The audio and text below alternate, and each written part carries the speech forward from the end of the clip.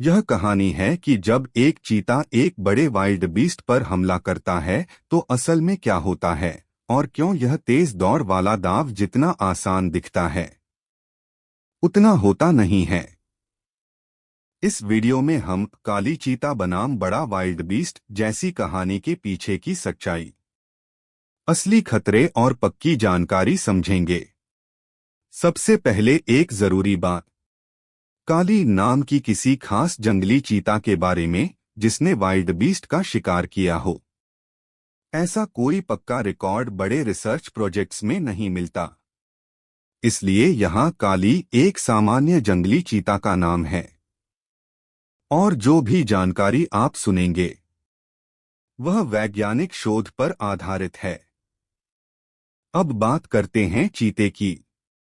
चीता दुनिया का सबसे तेज दौड़ने वाला जानवर है। वह लगभग 90 से 100 किलोमीटर प्रति घंटा की रफ्तार तक पहुंच सकता है। वह सिर्फ 3 सेकंड में बहुत तेज स्पीड पकड़ लेता है। लेकिन दिक्कत यह है कि वह इतनी तेज दौड़ ज्यादा देर तक नहीं सकता। वह सिर्फ 20 से 30 सेकंड तक ही अपनी पूरी रफ्तार बनाए रख सकता है। ज्यादातर शिकार 1 मिनट से कम समय में खत्म हो जाता है। तेज दौड़ के बाद उसका शरीर बहुत गर्म हो जाता है और उसे आराम करना पड़ता है। चीते की शिकार करने की सफलता लगभग 40 से 50% मानी जाती है। यानी हर बार वह सफल नहीं होता। हर बार दौड़ने में उसकी बहुत ऊर्जा खर्च होती है। अगर शिकार बार बार फेल हो जाए तो भूख का खतरा बढ़ जाता है। अब बात करते हैं वाइल्ड बीस्ट की। ब्लू वाइल्ड बीस्ट अफ्रीका में बड़ी संख्या में पाए जाते हैं। सिर्फ सेरेंगेटी इलाके में ही लगभग 15 लाख वाइल्ड बीस्ट हैं। एक बड़ा नर वाइल्ड बीस्ट 250 से 290 किलो तक का हो सकता है। मादा भी 180 से 250 किलो तक की होती है। वे लगभग 80 किलोमीटर प्रति घंटा तक दौड़ सकते हैं। अब सोचिए, एक चीते का वजन करीब 35 से 70 किलो के बीच होता है। यानी एक पूरा बड़ा वाइल्ड बीस्ट उससे कई गुना भारी होता है। इसी वजह से चीते आम तौर पर बड़े वाइल्ड बीस्ट पर हमला नहीं करते, क्योंकि इसमें चोट लगने का बहुत बड़ा खतरा होता है। वाइल्ड बीस्ट के तेज सींग होते हैं। वे जोरदार लात मार सकते हैं और वे झुंड में रहते हैं।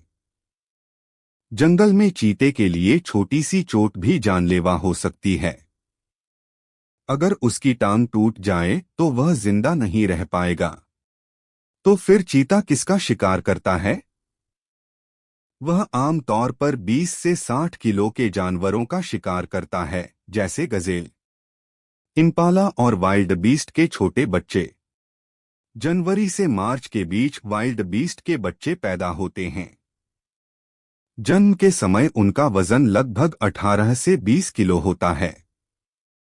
वे कुछ ही मिनटों में खड़े हो जाते हैं, लेकिन फिर भी कमजोर और असुरक्षित होते हैं। इस समय शिकारी ज्यादा सक्रिय हो जाते हैं। अब अगर सच में चीता बनाम बड़ा वाइल्ड बीस्ट जैसी स्थिति बने तो क्या होगा? चीता पहले दूर से शिकार को देखता है, अक्सर किसी ऊंची जगह या घास के पीछे से। फिर धीरे धीरे पास आता है, लगभग 60 से 100 मीटर तक, और फिर अचानक पूरी ताकत से दौड़ पड़ता है। वह अपने आगे के पंजे से शिकार को गिराने की कोशिश करता है और फिर गले को पकड़कर उसका दम घोंटता है। इसमें 3 से 5 मिनट लग सकते हैं। लेकिन अगर सामने 250 किलो से ज्यादा वजन वाला बड़ा वाइल्ड बीस्ट हो तो मामला बहुत खतरनाक हो जाता है। यहां सिर्फ रफ्तार काम नहीं आती। वाइल्ड बीस्ट के सींग और लात से चीते को गंभीर चोट लग सकती है। चीते लड़ाई के लिए नहीं बने हैं, वे सिर्फ तेज दौड़ के लिए बने हैं।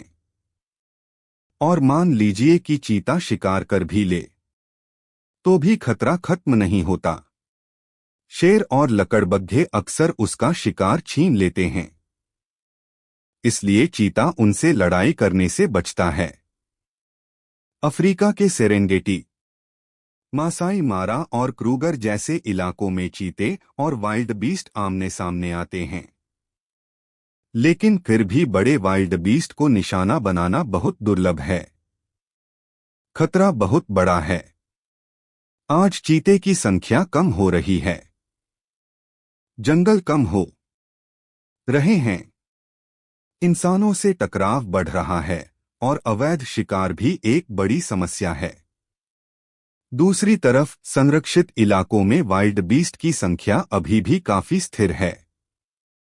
इसलिए जब हम सुनते हैं काली चीता बनाम बड़ा वाइल्ड बीस्ट, तो यह सिर्फ स्पीड और ताकत की लड़ाई नहीं है।